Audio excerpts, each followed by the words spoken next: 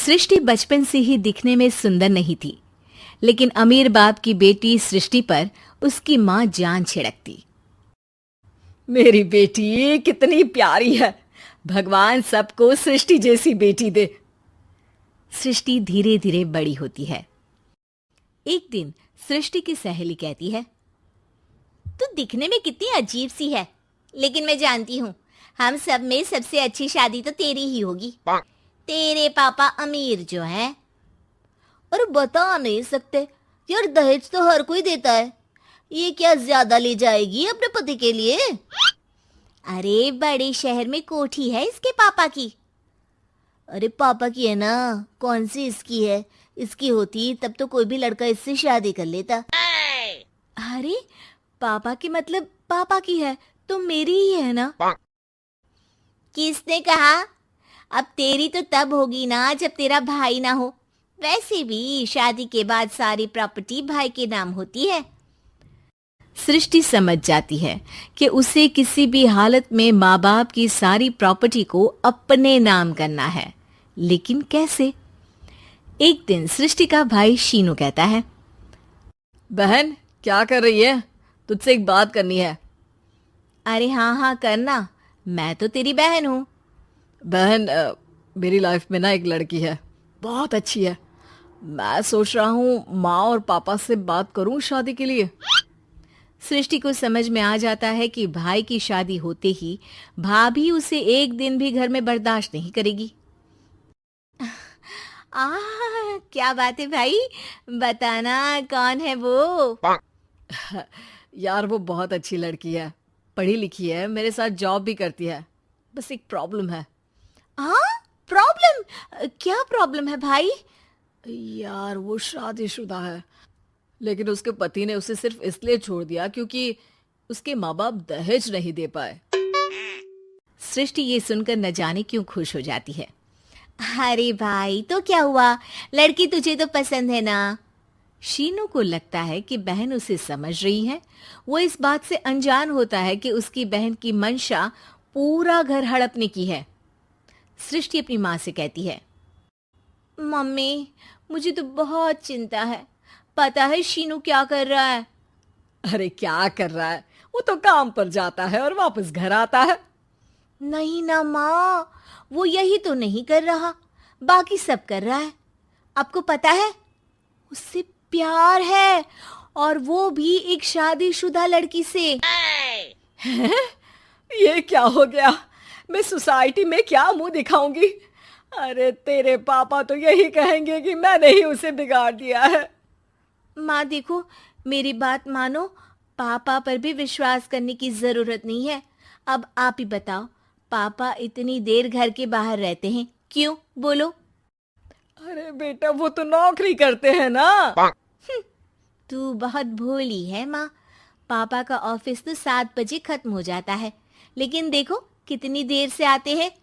अरे नहीं नहीं बेटा, ऐसी कोई बात नहीं है। सृष्टि माँ को एक औरत से बात करते पिता की फोटो दिखाती है। देखो माँ, कैसे हैं पापा? मैं ना कहती थी कि पापा सही नहीं है। मैं तेरे पापा से बात करूंगी, दे फोटो मुझे। ओ माँ, वो तो डिलीट हो गई। लेकिन चल, तूने तो देख लिया ना। पापा से बाद में बात कर लेना, और हाँ, मेरा नाम बिल्कुल मत लेना। हाँ माँ। अब क्या था, सृष्टि की माँ और पिता के बीच झगड़ा होना शुरू हो जाता है। सृष्टि के मन में क्या चल रहा था कोई नहीं जानता था। एक दिन, माँ सृष्टि के लिए एक लड़का देखा है, वो लोग शाम को उसे देखने आने वाले हैं। और हाँ माँ, एक खुशखबरी, मैं और पापा मिलकर एक नया बिजनेस ट्राई कर रहे हैं। शाम को लड़का आता है, सांवले रंग का। सृष्टि को तो बिल्कुल भी पसंद नहीं आता।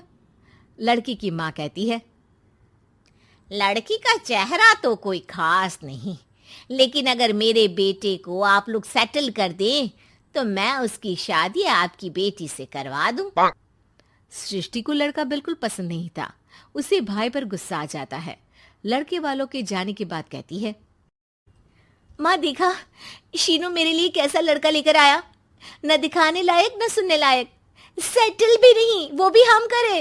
अरे माँ, मैं जानती हूँ ये मेरी शादी किसी भी घर में क्यों करवाना चाहता है। अरे कैसी बात कर रही है बहन, तूने तो देखा ना, लड़के को मैंने ही मना कर दिया तुझसे शादी के लिए। जिसने लड़का बताया था उसने उसकी बहुत तारीफ की थी। बात आई गई हो जाती है, लेकिन सृष्टि का मन शांत नहीं होता। क्या करूं, कुछ समझ में नहीं आ रहा। मेरी शादी हो गई तो ये लोग पूरी प्रॉपर्टी शीनू के नाम कर देंगे, मेरे हाथ तो कुछ लगेगा ही नहीं। तभी सृष्टि को आइडिया आता है। वो किसी वकील को फोन करती है। जी देखिए, अगर आपके मम्मी पापा का तलाक हो जाता है तो आपके पिता की आधी प्रॉपर्टी आपकी माँ के नाम हो जाएगी, फिर उसे वो किसी को भी दे सकती है। सृष्टि अब माँ को बेटे के खिलाफ भरती है। माँ, शीनू पर नजर रखा करो, वो जिस लड़की के प्यार में है ना वो शादीशुदा है। यहाँ आएगी, सारा पैसा रुपया जमीन जायदाद सब हड़प लेगी। पापा का भी हाल तुमसे छुपा नहीं है। ऐसा ना हो कि मैं और आप एक दिन सड़क पर भीख मांगे।